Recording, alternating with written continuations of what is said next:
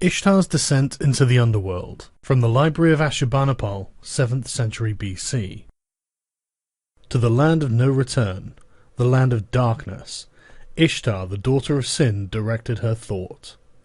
Ishtar, the daughter of Sin, to the house of shadows, the dwelling of Ocala. To the house without exit for him who enters therein, to the road whence there is no turning, to the house without light for him who enters therein, the place where dust is their nourishment, clay their food. They have no light, in darkness they dwell, clothed like birds, with wings as garments. Over door and bolt dust has gathered. Ishtar, on arriving at the gate of the land of no return, to the gatekeeper thus addressed herself. Gatekeeper, ho! Open thy gate! Open thy gate that I may enter. If thou openest not the gate to let me enter, I will break the door, I will wrench the lock, I will smash the doorposts, I will force the doors, I will bring up the dead to eat the living, and the dead will outnumber the living. The gatekeeper opened his mouth and spoke to the lady Ishtar. Desist, O lady, do not destroy it. I will go and announce thy name to my queen, Erishkigal. The gatekeeper entered and spoke to Erishkigal. Ho, there is thy sister, Ishtar, lacuna. Hostility of the great powers, lacuna. When Erishkigal heard this, as when one hews down a tamarisk, she trembled. As when one cuts down a reed, she shook. What has moved her heart, what has stirred her liver? Ho there, does this one wish to dwell with me? To eat clay as food, to drink dust as wine? I weep for the men who have left their wives. I weep for the wives torn from the embrace of their husbands. For the little ones cut off before their time. Go, gatekeeper, open thy gate for her. Deal with her according to the ancient decree. The gatekeeper went and opened his gate to her. Enter, O lady. Let Cathar greet thee. Let the palace of the land of no return rejoice at thy presence. He bade her enter the first gate, which he opened wide, and took the large crown off her head. Why, O gatekeeper, dost thou remove the large crown off my head? Enter, O lady. Such are the decrees of Erishkigal. The second gate he bade her enter, opening it wide, and he removed her earrings. Why, O gatekeeper, dost thou remove my earrings? Enter, O lady, for such are the decrees of Erishkigal. The third gate he bade her enter, opened it wide, and removed her necklace. Why, O gatekeeper, dost thou remove my necklace? Enter, O lady, for such are the decrees of Erishkigal. The fourth gate he bade her enter, opened it wide, and removed the ornaments of her breast. Why, O gatekeeper, dost thou remove the ornaments of my breast? Enter, O lady, for such are the decrees of Erishkigal. The fifth gate he bade her enter, opened it wide, and removed the girdle of her body, studded with birthstones. Why, O gatekeeper, dost thou remove the girdle of my body, studded with birthstones? Enter, O lady, for such are the decrees of Erishkigal. The sixth gate he bade her enter, opened it wide, and removed the spangles off her hands and feet.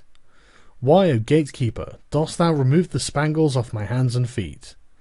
Enter, O lady, for thus are the decrees of Erishkigal.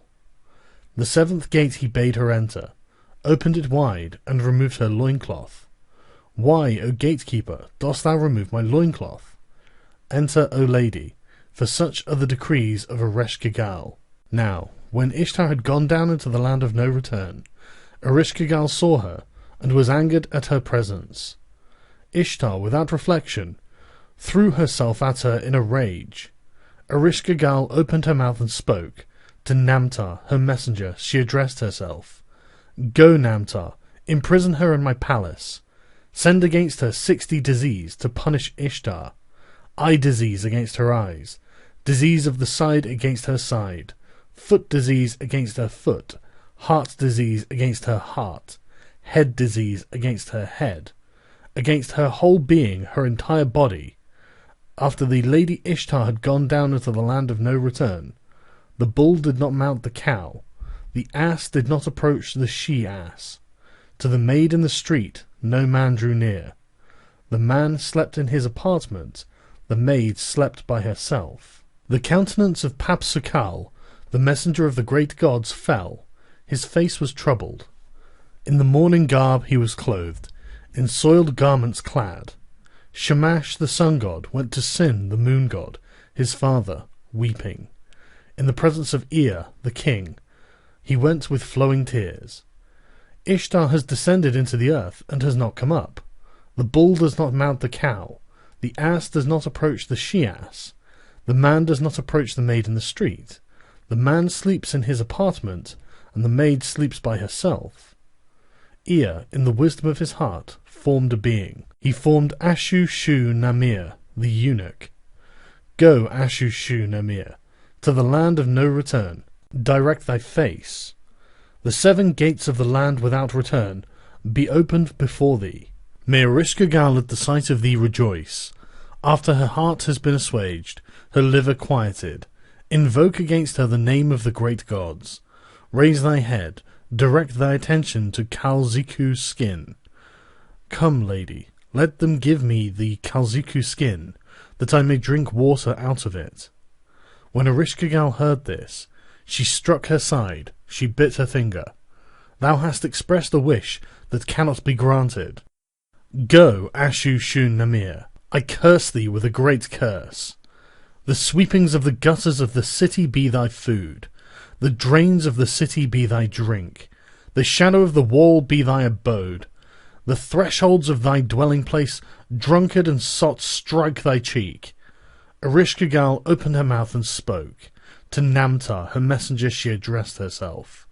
Go, Namtar, knock at the strong palace, strike the threshold of precious stones, bring out the Anunnaki, seat them on golden thrones, sprinkle Ishtar with the waters of life, and take her out of my presence. Namtar went, knocked at the strong palace, tapped on the threshold of precious stones. He brought out the Anunnaki, and placed them on golden thrones. He sprinkled Ishtar with the waters of life, and took hold of her. Through the first gate he led her out, returned to her loincloth. Through the second gate he led her out, and returned to her the spangles of her hands and feet. Through the third gate he led her out, and returned to her the girdle of her body, studded with birthstones. Through the fourth gate he led her out, and returned the ornaments of her breast. Through the fifth gate he led her out, and returned to her her necklace. Through the sixth gate he led her out, and returned her earrings. Through the seventh gate he led her out, and returned to her the large crown for her head.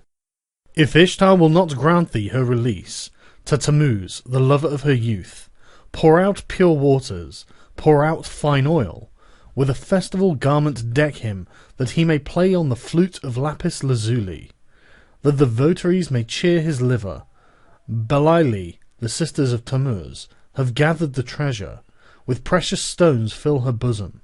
When Belaili heard the lament of her brother, she dropped her treasure, she scattered the precious stones before her. O my only brother, do not let me perish. On the day when Tammuz plays for me on the flute of lapis lazuli, playing it for me with the porphyry ring, together with him play ye for me, ye weepers and lamenting women, that the dead may rise up and inhale the incense.